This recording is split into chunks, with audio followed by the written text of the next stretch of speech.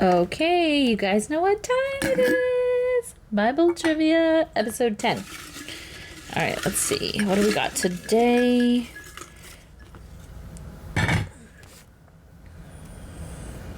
What did Nehemiah help do for the nation of Israel? So Nehemiah is an Old Testament book, and Nehemiah was a captive at the time, so he wasn't living in Israel. He wasn't living in Jerusalem. He wasn't in the Holy Land. He wasn't, with his people at that time. The Lord had allowed the people to become captive again because of their unfaithfulness to God. So he said, which he has done many times in the Old Testament, when the people had become unfaithful, when they had started mixing with idol worship, when they had forgotten the feasts, when they started becoming unfaithful to him, he allowed them to be conquered.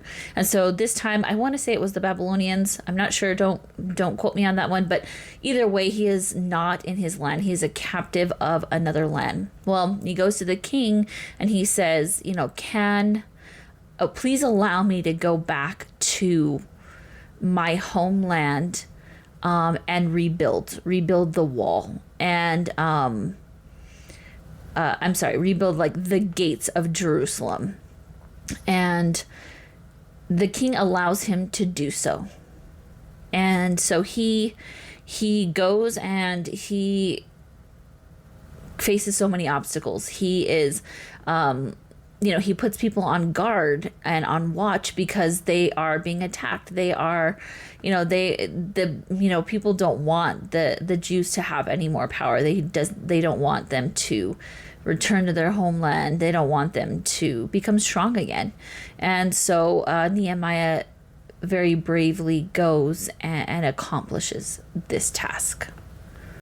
Okay, I had to leave you there for a second to go check my facts. So Nehemiah was a cupbearer to King Artaxerxes of Persia. And so he had a cush position. He would have been able to be like, oh, okay, like those people who, have returned to Judah, have returned to Jerusalem, like they'll be fine. They can manage on their own. And however, he decided that it was important to him to go and help rebuild the city walls and gates and wanted the people to come back to God faithfully.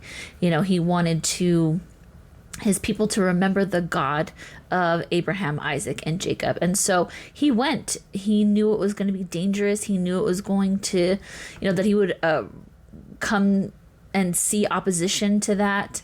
And of course there was. However, he was not only a man who prayed, not only a man of faith, but it was a man of action. So this is just a reminder to us that we need to put our faith in action, and that faith without works is dead. So whatever God's calling you to do, get up and do it. All right, I hope this helps someone.